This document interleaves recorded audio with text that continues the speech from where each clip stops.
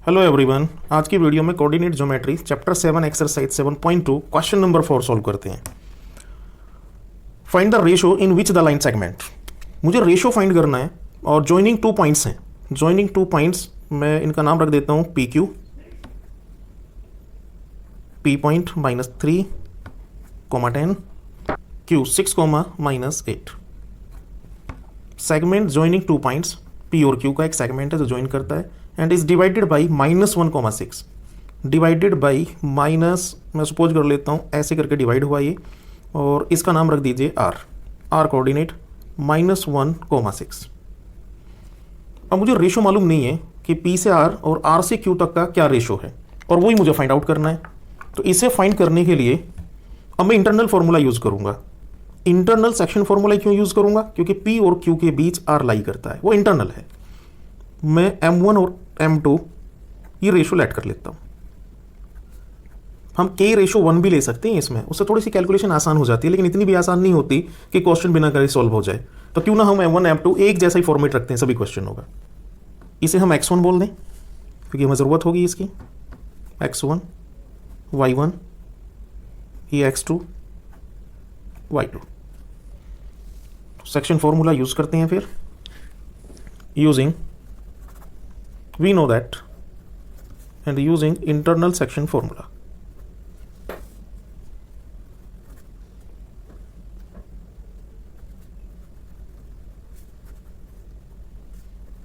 Section formula चलिए लिखते हैं R X comma Y equal to M1 X2 M2 X1 over M1 plus M2 M1 Y2 plus M2 Y1 over M1 plus M2। इनकी value रखते हैं। Coordinate of R -1, 6। M1 unknown values है। M1 X2 6 × 6, M2 unknown into X1 -3 upon M1 plus M2 comma M1 Y2 -8 M2 unknown Y1 10 upon M1 plus M2। आप कोई सी भी coordinate को compare कर सकते हो। ये x होता है एबेसिसा का पार्ट, या ऑर्डिनेट मत बोलिए ऐसा, वैसा बोलिए ये x कोऑर्डिनेट, तो x से x के साथ कंपेयर कर दो, M1 और M2 का रेशियो आ जाएगा, या y का 6 के साथ कंपेयर कर दो, क्योंकि इसमें M1 और M2 की वैल्यू डाल दें तो ये सेटिस्फाई करता है कि ये 6 वैल्यू आई होगी, क्योंकि यही कोऑर्डिनेट है r का x, y, जिसे आप सिंप्लीफाई करके जब आपके पास r की वैल्यू नहीं होती थी, x और y होता था, तो रेशियो आपको गिवन है और पॉइंट गिवन है, तो आप -1 और 6 फाइंड करते थे। अब की बार हमें गिवन है -1 और 6, तो मुझे रेशो निकालना है। तो रेशो निकालने के लिए मैं यूज कर सकता हूं ये पहला वैल्यू, ये x की इक्वल होगी, ये पूरा x है और ये भी पूरा x है, ये y है, ये कंप्लीट y है। तो किसी भी एक को आप कंपेयर करके रेशो निकाल सकते हैं। -1 मैं कंपेयरिंग करूं डायरेक्ट, चलिए comparing -1 is equal to 6 M1 और plus minus 3 M2 upon M1 plus M2। Cross multiply करिए, इसी इधर ले आओ। 6 M1 minus 3 M2 equal to -1 के साथ मल्टीप्लाई -M1 -M2। M1 इधर ले आओ, ये इधर आके ऐड हो जाएगा, 6 और 1 7 M1। M2 को उधर, तो ये प्लस का जाएगा, एक को माइनस करेगा, 2 M2। M2 को M1 से डिवाइड कर लो, M1 अपॉन M2। M1 ये कांस्टेंट वैल्यू है, राइट हैंड साइड भेजते हैं, 2 में डिवाइड करेगा। आप ये देखिए रेशो क्या निकल के आया। This implies M1 ratio M2 equal to 2:7। ये रेशो ही फाइंड आउट करना था आपको क्वेश्चन नंबर 4 में। आप चाहें तो इसे वेरीफाई भी कर सकते हैं। आप अब आगे इसको फर्दर सॉल्व कर लें। ये y वैल्यू है, इस y के इक्वल होगी 6 के, आप दोनों को सिंप्लीफाई करेंगे तो वैल्यू सेम आएगी 2:7। तो हम एक ही वैल्यू सॉल्व करके दिखा सकते हैं, हमें दोनों वैल्यू निकालने की यहां जरूरत नहीं है। क्वेश्चन 5 देखते हैं। क्वेश्चन 5 से समझते हैं कि 5 क्या कहना चाहता है, क्या गिवन है और क्या फाइंड आउट करना है। तो फाइंड द रेशो, फिर रेशो फाइंड करनी है M1 और M2। Joining the point, value लिखनी होगी हमें। Joining the point A coordinate 1 -5, B coordinate -4 और 5 is divided by the x axis. X axis पर डिवाइडेड है बाय द एक्स एक्सिस।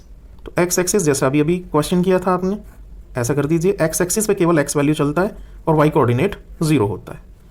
मैं इस कोऑर्डिनेट का नाम P रख लेता हूँ, P।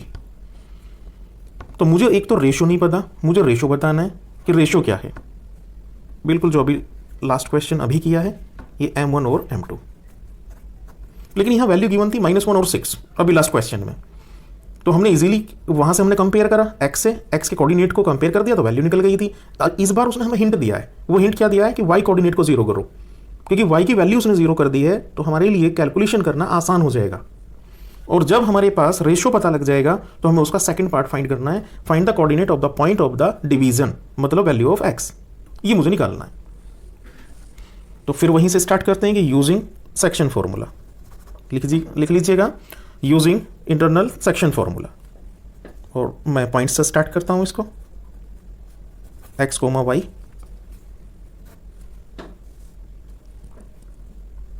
M1 x2 M2 x1 M1 plus M2 और M1 y2 M2 y1 over M1 plus M2। Value रखते हैं इनकी। क्या गिवन थी मुझे? P coordinate x, 0। तो ये तो हो गया x, 0। M1 अननोन वैल्यू है, x2 -4। तो कुल मिलाकर दोनों का मल्टीप्लाई यदि मैं करूं M1 x2 तो M1 इंटू -4 4M1, इसका मल्टीप्लाई इसके साथ फॉर्मूले से M2 x1 तो M2 x1 M2 1 जा M2 आप यूज कर सकते हैं ऐसा। M1 plus M2 comma M1 y2 M1 y2 5 M1 into 5 M1। Next में M2 y1 ये देखिए माइनस का है तो -5 into M2 -5 M2 upon M1 plus M2। सबसे पहले तो मुझे रेशो फाइंड करना है। रेशो इससे इस वैल्यू को, ये पूरा x होता है, x कोऑर्डिनेट, और ये भी x होता है। इसमें M1 और M2 नहीं है, इसमें x नहीं है, तो मैं वैल्यू फाइंड आउट ही नहीं कर पाऊंगा M1 M2 की। तो मुझे फिर क्या करना पड़ेगा? y कोऑर्डिनेट से y को कंपेयर करना है। तो y कोऑर्डिनेट मेरे पास ये 0 है और ये कंप्लीट मेरे पास y कोऑर्डिनेट है। तो मैं इक्वेटिंग कर लूँ y coordinate to y coordinate. Equating y coordinate 0 equal to 5 M1 -5 M2 upon M1 plus M2। ये M1 और M2 कंप्लीट 0 में चला जाएगा। ऐसे जाके मैं इसे इधर ले आता हूँ 5M1 5M2 और ये कंप्लीट 0 में चला गया। इसे मैं क्या लिख सकता हूँ? 5 कॉमन ले लेता हूँ, 5 M1 minus M2 equal to 0। तो 5 तो 0 में चला जाएगा जब 0 को डिवाइड करेगा, ये 0 को डिवाइड करेगा तो 0 हो जाएगा। तो value M1 minus M2 equal to 0। कितना रेशियो बन रहा है आपके पास? M1 minus M2 direct equal, M2 इधर ले जाओ पॉजिटिव हो जाएगा। और इस बात को मैं ऐसा लिख सकता हूँ, इंटू 1 कर लेता हूँ इसके पास और M2 को डिवाइड कर देता हूँ M1 के साथ, M1 अपॉन M2। क्या रेशियो बचेगा? M1 upon M1, M1 upon M2 equal to 1 upon 1। मैं इजीली इसे ऐसा भी तो लिख सकता हूँ, और M1 ratio M2 is equal to 1 ratio 1। Sir ये फाइंड आउट करना था, ये फाइंड कर दिया कि 1 रेशियो 1 है। अच्छा, जो 1 रेशियो 1 आ चुका है आपका अब, तो आपका सेकंड पार्ट क्या था? Find the coordinate of the point of the division, मतलब x। ये बताना मुझे x पता लगेगा तो x, 0 मेरा पॉइंट पता लग जाएगा, डिवीजन पॉइंट क्या है। तो x का कोऑर्डिनेट कौन है? x का कोऑर्डिनेट यहाँ है, मुझे M1 M2 की वैल्यू यहाँ रखनी है। मैं इस पूरी इक्वेशन को 1 कह सकता हूँ और मैं नेक्स्ट पेज पे कहूँगा फ्रॉम इक्वेशन 1। अभी आगे स्टार्ट कर रहे हैं, and again and again to find coordinate of P. P coordinate निकालना है, तो मुझे केवल वहाँ एक्स की ज़रूरत है। तो इसके लिए for this using equation one use कर लीजिए। तो x equal to this value -4 m1 m2 upon m1 plus m2। Value रखिए ज़रा, m1 की वैल्यू 1 थी अभी, -4। आप रेशो में भी लिख सकते हैं केवल m, क्योंकि रेशो अलग अलग नहीं किए जा सकते, लेकिन लिख लीजिए 1। m2 की वैल्यू भी अभी 1 थी, क्योंकि आपने अभी रेशो निकाला था। m1 ratio m2 1:1। आप चाहें तो इसे m की टर्म में लिख सकते हैं, दोनों को 1 लिख लीजिए। 1 + 1 -4 + 1 अपॉन 2 इज इक्वल टू -3/2। ये x की वैल्यू निकल कर आई -3/2। और यही कोऑर्डिनेट आपसे पूछा गया था अभी कि find the coordinate of p। तो यहाँ लिख देते हैं हम find the coordinate of p। Therefore hence coordinate of p is -3/2, 0। Answer, ये सेकंड आंसर था क्वेश्चन 5 का। क्वेश्चन 6 को सॉल्व करते हैं, देखते हैं क्या उसने फाइंड करना है और क्या गिवन है। 4 वर्टिसेस ऑफ द पैरेललोग्राम हमें गिवन है, a b c d, वो भी टेकन इन ऑर्डर, मतलब ऑर्डर में होनी चाहिए। a b c d ऐसा ना हो a b d c, ऐसा नहीं चलेगा। और find the value of x and y। x और y की मुझे वैल्यू फाइंड करनी है। अब x और y की वैल्यू फाइंड करनी है, ये वाली वैल्यू फाइंड करनी है x और y की, ये वाली नहीं। तो इसे मैं कुछ नाम दे देता हूँ, कैपिटल X और capital Y। A B C D आपके गिवन पॉइंट्स थे और ये मैंने पैरेललोग्राम पर रख दिए हैं। अब मुझे ये x और y की वैल्यू निकालनी है। उससे पहले मैं एक बात जानता हूँ मैथमेटिक्स में कि उसके डायगोनल जो होते हैं पैरेललोग्राम के, वो बाइसेक्ट करते हैं ईच अदर। जो वो बाइसेक्ट करते हैं, इसका मीनिंग हुआ कि AC का P मिड पॉइंट है और BD का भी P मिड पॉइंट है। ये ऊपर की बात से हमें ये कंफर्म हो गया। तो this implies P is mid point of BD equal to, and also P is mid point of AC। ये तो मिड पॉइंट हुए, और मिड पॉइंट का मैं फॉर्मूला जानता हूं। कोऑर्डिनेट ऑफ मिड पॉइंट हम ऐसे निकालते थे x1 + x2/2 and y1 + y2/2। तो इस मिड पॉइंट का कहने का मतलब तो यही है कि मैं सबसे पहले BD से इस तरीके से ही मैं उसके मिड पॉइंट निकाल लेता हूं और फिर दूसरे डायगोनल के निकाल लेता हूं और दोनों को इक्वेट कर दूंगा, तो मेरी x y की वैल्यू आ जाएगी। देखते हैं जी क्या हो सकता है। तो मिड पॉइंट का फॉर्मूला मैं सबसे पहले BD में लगाऊंगा। तो BD में जब मैं फॉर्मूला लगा रहा हूं मिड पॉइंट का, तो देखिए BD, B पहले आ रहा D बाद में, तो x1 + x2 4 + 3 अपॉन 2। ये आप फॉर्मूला बता दीजिएगा इधर यहाँ बिकॉज करके कि this is the mid point formula, और ये ब्रैकेट में क्लोज कर दीजिए। अब y कोऑर्डिनेट क्या था, y1 + y2/2। तो y1 क्या होगा इसका, y1 + y2, तो y + 5 अपॉन 2 इक्वल टू।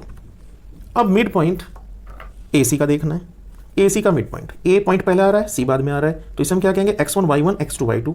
तो x1 + x2 तो 1 + x अपॉन 2। अपॉन 2 क्यों आ रहा है, क्योंकि फॉर्मूला मिड पॉइंट का x1 + x2 upon 2, y1 + y2 upon 2। तो यहाँ y1 + y2 2 + 6 अपॉन 2। अब कंपेयर कर दीजिए, क्योंकि मिड पॉइंट तो दोनों का सेम है भाई। P पॉइंट क्या है, कॉमन इंटरसेक्शन पॉइंट है। इसका मतलब क्या है, BD का भी पॉइंट P है मिड पॉइंट, और AC का भी। तो ये दोनों जो P की वैल्यू आएंगी ये इक्वल होंगी, एग्जैक्टली कोइंसाइड कर रहा है। तो मैं लिख सकता हूं कि पहला कोऑर्डिनेट पहले के इक्वल होगा, कंपेयरिंग या इक्वेटिंग। 4 + 3/2 मतलब 7/2, और ये हुआ 1 + x/2। 2 से 2 कैंसिल, 7 इक्वल टू 1 + x, और x 1 माइनस कर दो, x की वैल्यू 6। ये वैल्यू तो निकल आई 6 है। अब दूसरे को चेक कर लेते हैं। एंड y कोऑर्डिनेट y के साथ चलिएगा, तो y plus 5/2 is equal to 2 plus 6 8, 8/2, 2 से 2 cancel, y plus 5 is equal to 8, और इसमें से माइनस कर दीजिए 5 को, तो कितना आएगा 3। यही x और y की वैल्यू निकालनी थी। हमें कैपिटल x और कैपिटल y की ज़रूरत नहीं पड़ी क्योंकि हमने उसको यूज़ नहीं किया यहाँ। तो ये 4 वर्टिसेस थे मुझे गिवन, और मुझे x और y की वैल्यू निकालनी थी, ये वाली x और y। मैंने मिड पॉइंट फॉर्मूले का इसमें यूज़ किया, जो सेक्शन फॉर्मूले से मिड पॉइंट फॉर्मूला बनता है, और इजीली मेरे आंसर x और y आ गए। 7 क्वेश्चन सॉल्व करते हैं। सबसे पहले समझते हैं कि 7 क्वेश्चन में गिवन क्या है और फाइंड आउट क्या करना है। मुझे गिवन है कि ए बी एक डायमीटर है, ए बी एक डायमीटर है, एक सर्कल है, सेंटर 2,-3 है, सेंटर मैंने ओ से डिनोट कर दिया है, बी पॉइंट के कोऑर्डिनेट 1 4 हैं, और find the coordinate of point A के कोऑर्डिनेट मुझे फाइंड करने हैं, जो मैंने लिख लेना चाहिए मुझे कि let the required point of A coordinate of A X, Y. अब इसकी वैल्यू निकालने के लिए एक्स और वाई के लिए सर जब कोई क्वेश्चन देता है तो सॉल्यूशन करने के लिए उसका हिंट जरूर देता है वो, बस वही हमें ट्रेस करना है कि इसका हिंट क्या हो सकता है। तो हिंट मेरे पास क्या है इसका कि ये डायमीटर है, और सेंटर जो होता है वो डायमीटर पर बिल्कुल मिडिल होता है, मिडिल पॉइंट, या यूं कहूं कि सेंटर डायमीटर को बाइसेक्ट करता है, मैं ऐसा भी कह सकता हूं। तो मैंने वही लिखा कि centre of a circle bisect the diameter, इसका मतलब ये मिड पॉइंट हो गया। बस मुझे कुछ नहीं कहना, सिंपली एक बात कहनी है यहाँ पर कि इस पूरी लाइन का जो मीनिंग आया वो ये निकल कर आया कि so O is the mid point of A B. और यदि ए बी का ओ मिड पॉइंट है तो फॉर्मूला आप याद करिए जरा, ओ एक्स कोमा वाई, और मिड पॉइंट का फॉर्मूला था x1 plus x2/2 and y1 y2/2।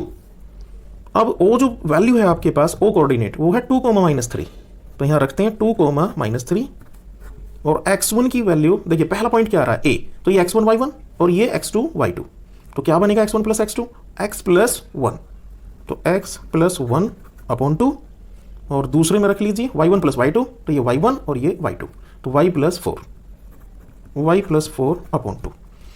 या तो मैं कंपेयर कर दूं x के साथ x और y के साथ y, या मैं इक्वेटिंग कह दूं, बात तो एक ही आई। चलिए कंपेयरिंग या फिर इक्वेटिंग, रखिए जरा, 2 वैल्यू